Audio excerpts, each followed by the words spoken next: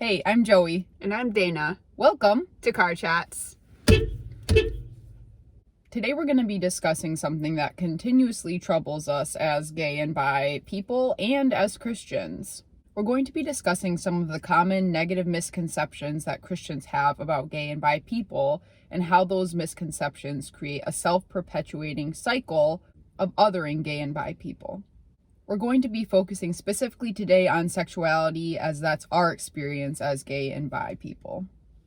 As we dive into some of these negative misconceptions that many Christians hold, we do want to acknowledge that there are Christians who are breaking that trend and who are genuine allies and nuanced thinkers as it comes to the conversation about sexuality and Christianity. This is a relatively new development, though, and so it's definitely still a minority perspective among most Christians. That being said, though, most Christians hold negative and pervasive misconceptions about gay and bi people that are doing a lot of harm. We did a whole video about the history of where the harmful stereotypes that Christians hold for gay and bi people come from, but today we're going to focus more on how the church continues to embrace those stereotypes in a way that perpetuates a cycle of harm for gay and bi people. As Joey just hit on, we realized while discussing these misconceptions together just how intertwined they are and how much they inform each other. One of these central misconceptions is that gay and bi people are not Christians or cannot be Christians. Many Christians think of gay and bi people as anti-Christian or anti-faith. So when they're confronted with someone who identifies as both gay or bi and Christian, often Christians think, well, they can't be a true Christian. This is encapsulated in the common question, can you be both gay and Christian? Besides the way that question is really just frustrating and hurtful for both Dana and I and many gay and bi people who also are Christians, we would really caution people about judging the state of someone's heart or their relationship with God. If someone is expressing to you that they love Jesus and they're committed to following Jesus, we would suggest that that is the time to lean into that conversation and to listen to them and to hear more of their faith story instead of immediately contradicting them. And to trust their faith story. For a lot of Christians, the answer to can you be gay and a Christian is no, full stop. Thankfully, this black and white way of answering the question is becoming less prevalent, but it's still especially true for people who are in same-sex relationships. Christians will basically completely write them off and say, you cannot be in a same-sex relationship and be a Christian. There's space for single gay Christians in some church circles, but far less space for Christians who are gay and in a relationship in church settings. It's really hard to express how this whole debate about can you be a Christian and can you be gay makes us feel. Where does this leave gay and bi people in relationship to the church? Would you rather us not be pursuing Jesus? And would you rather us not be a part of your churches? That's the cycle that we're seeing. The Christian perspective is, look at all these gay and bi people who are out there living anti-faith, anti-Christian lives. Well, because you told us you didn't want us in your churches, and you told us that we couldn't follow Jesus. So what were we supposed to do? So here's that negative cycle that we're seeing. Christians stereotype gay and bi people as being anti-faith or not followers of Jesus, when in fact, many gay and bi people feel that they were forced out of church circles and that there was no space for them to be followers of Jesus. Along with being anti-faith, Christians have also normalized the misconception that gay people are living the quote-unquote gay lifestyle, which essentially just means living a promiscuous, wild, carefree, secular life. We can't ignore the way that many media portrayals have furthered this false narrative about gay and bi people. And that's why our car chats aren't on TV. We're too regular and too boring. Joey and I often talk about just how foolish it is that we tried to stereotype an entire diverse group of people in such negative and harmful ways. We know better than to do this, and especially as Christians, we are called by love and by Jesus to listen and to understand rather than to generalize and condemn. This misconception is especially harmful because Christians use it as evidence that gay and bi people are the furthest thing from Christianity, when in reality, what they're doing is taking one very specific and probably minority example of a gay or bi person and generalizing it to all gay and bi people. Mm-hmm. This reminds us of Jesus' teaching in Matthew 7 about false prophets, which is where we get most of our language around the bearing good fruit idea in Christianity. Verses 16 through 20 say, "By their fruit you will recognize them. Do people pick grapes from thorn bushes or figs from thistles? Likewise, every good tree bears good fruit, but a bad tree bears bad fruit. A good tree cannot bear bad fruit, and a bad tree cannot bear good fruit. Every tree that does not bear good fruit is cut down and thrown into the fire. Thus, by their fruit, you will recognize them." So interestingly, some Christians will use this tree and fruit analogy to prove that gay and bi people who are living wild, promiscuous lives are demonstrating their bad tree-ness. But why would gay and bi people who are living wild, promiscuous lives and not trying to follow Christian tenets be bearing Christian good fruit? That logic just doesn't hold. Instead, we would redirect Christians to think about and examine the lives of gay and bi Christians who have dedicated their lives to following Jesus. And that includes gay and bi Christians who are in same-sex relationships. Take a look at the fruit of those lives and those relationships. You might be surprised by what you find. Good fruit! Good fruit!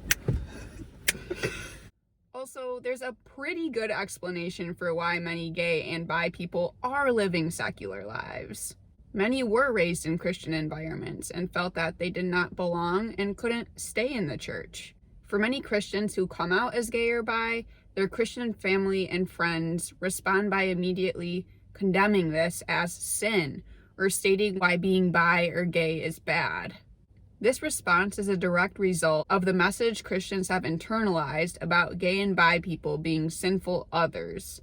This makes Christians feel justified in a response of condemnation, when in reality it's pushing gay and bi people away from Jesus.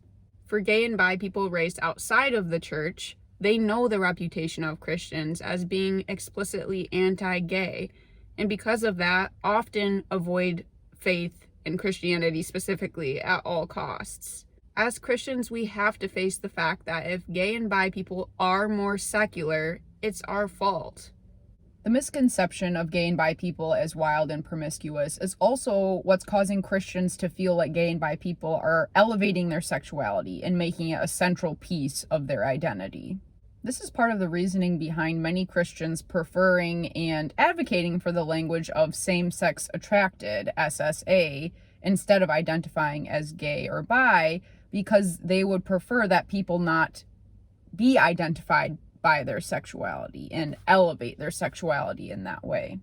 We need to break this down a little bit because the argument about gay and bi people elevating their sexuality is purely unhelpful. When people identify as gay or bi, it may feel like they're elevating their sexuality, but in reality, that's because they have a different sexuality than the majority of people.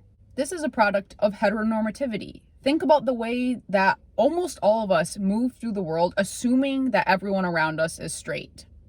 When someone shares that they don't fit into this norm, we become hyper aware of that difference. So in effect, it's user error. Our brains are doing the elevating of that person's sexuality because their sexuality is different than ours, and for many people, we're uncomfortable with that difference.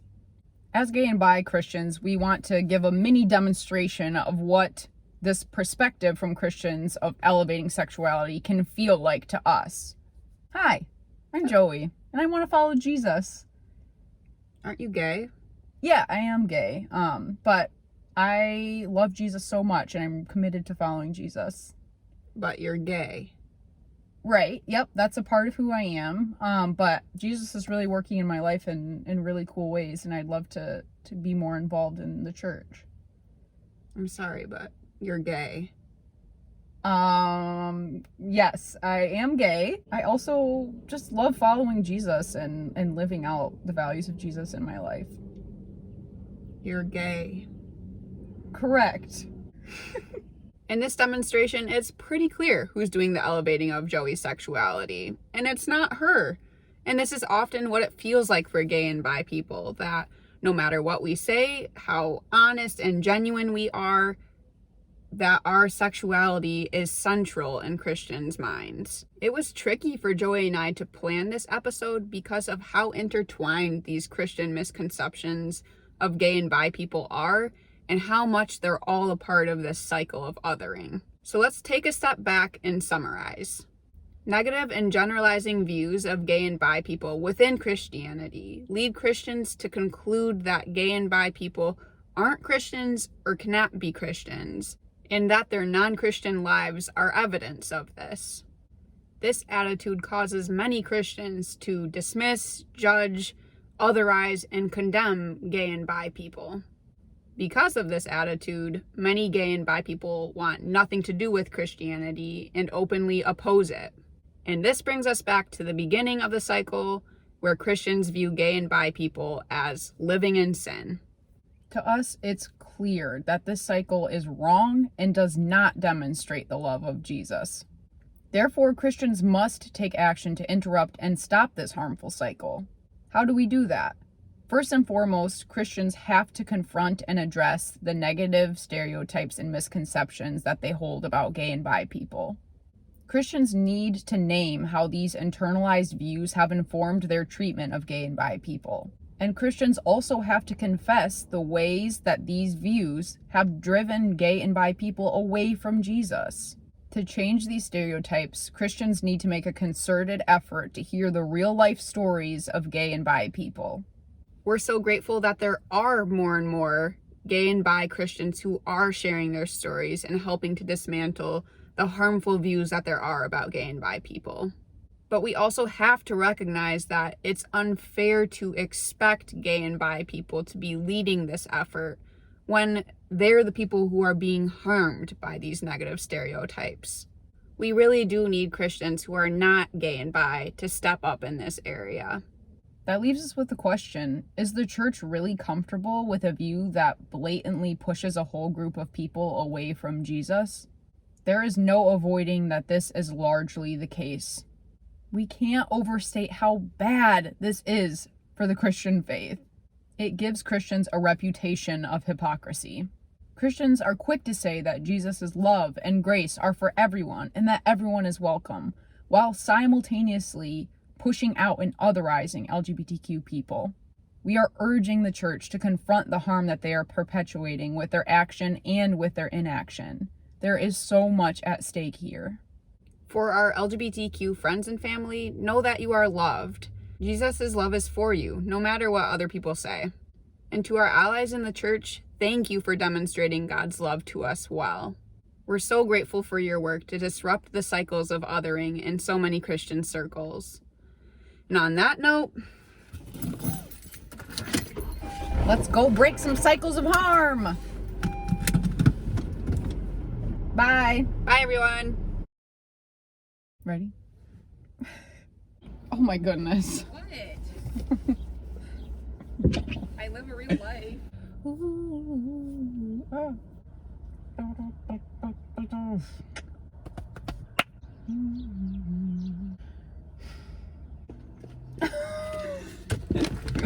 You're probably Gay and bi people.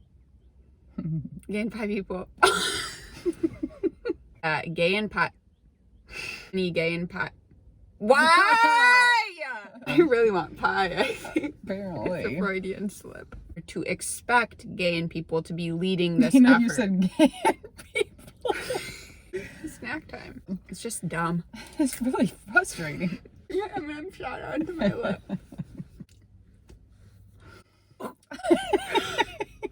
Take a look at the fruit, Dana. A lime. Oh my word. In this video, There's it's a like huge spider over there. It's gone. Okay. Well, it's in my car forever. Okay.